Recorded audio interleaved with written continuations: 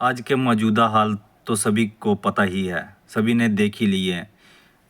कुछ देशों के बीच बीच में एक भयानक युद्ध चल रहा है, जो कि मानव समाज के लिए, मानव हित के लिए बहुत ही खतरनाक, ऐसे प्रकृति के लिए बहुत ही खतरनाक सिद्ध हो रहा है।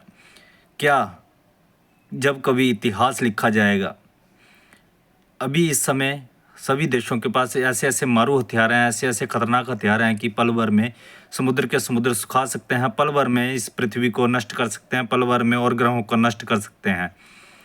तो क्या आप सोचते हैं कि जब कभी दूसरे काल हुए हैं, जैसे सतयुग की बात की जाती है या फिर द्वापर की, त्रेता की बात की जाती है, तो उन युगों में भी हर बार जिस पृथ्वी का विध्वंस हुआ है, इस प्रकृति का विध्वंस हुआ है, सब नष्ट हुआ है, लेकिन फिर से उत्पत्ति हुई है।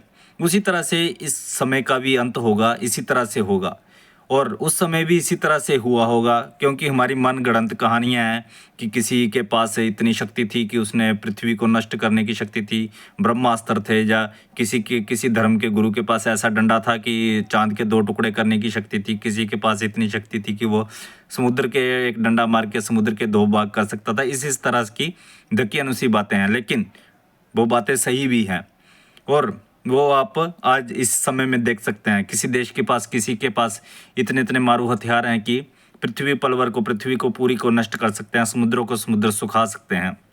ऐसा ही समय उस समय हुआ होगा।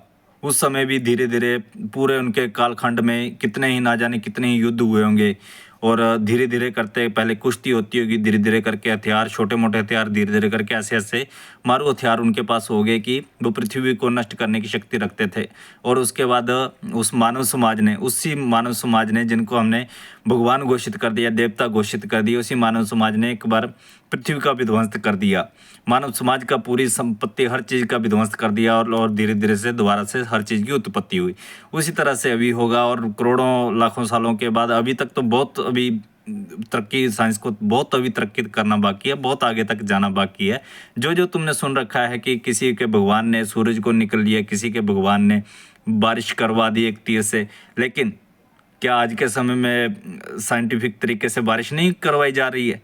उसी समय भी वही साइंस थी, लेकिन हमने, जब तक हमारे दिमाग में बुद्धि नहीं थी, हमें पता नहीं था क्या हो रहा है क्या नहीं, हमने तरक्की नहीं करी थी, उस समय तक हमारे लिए वो सब चमत्कार था। लेकिन अभी कहाँ तक पहुँच गई है साइंस, और वही सब उस समय जो हुआ था वही अभी आज हो रहा है। और बहुत दिन दूर नहीं है जब इसका पृथ्वी का सर्वनाश होगा और दोबारा से जब हर चीज़ की उत्पत्ति होगी, फिर से इतिहास लिखे जाएंगे। तो यही लोग जो हैं, इन्हीं लोगों को, कई धर्म के लोग जो हैं, कभी वहाँ पर पहुँच के इन्हीं लोगों को भगवान सिद्ध करेंगे। कोई मोदी को सिद्ध कर देगा, कोई ट्रंप को भगवान सिद्ध कर देगा, कोई ईरान के को सिद्ध कर देगा। हालांकि हाल ही में अगर आप देखोगे तो कई नेताओं ने तो कई देशों को फादरलैंड घोषित कर दिया, पिता मान लिया, अभी से मान लिया। और कई हमारे ऐसे अंधभक्त हैं कि उन्होंने भी कई नेताओं को अपना भगवान मान लिया है। और यही लोग जो हैं ऐसा इतिहास लिखेंगे और बाद में वही जब लोगों के पास उजागर होगा तो उनकी जो मनगढ़ंत कहानी अपने मन में, उनको इन्हीं चीज़ों को, इन्हीं लोगों को भगवान समझ के पूजा करने लगेंगे। इसी तरह से पुराने रीति रिवाजों के चलते आए जिनको तुमने अभी भगवान घोषित किया है, ऐसे ही अंधभक्तों ने उन लोगों को भगवान घोषित किया था, जिस तरह से अभी के लोग जो हैं इन लोगों को भगवान घोषित करेंगे। अभी तो आपके सामने ही कई लोगों ने तो किसी ने ईरान को अपना बाप मान लिया, किसी ने इसराइल को अपना बाप मान लिया, कि कोई अमेरिका को अपना बाप मान रहा है। इसी तरह से भगवान घोषित किए जाते हैं।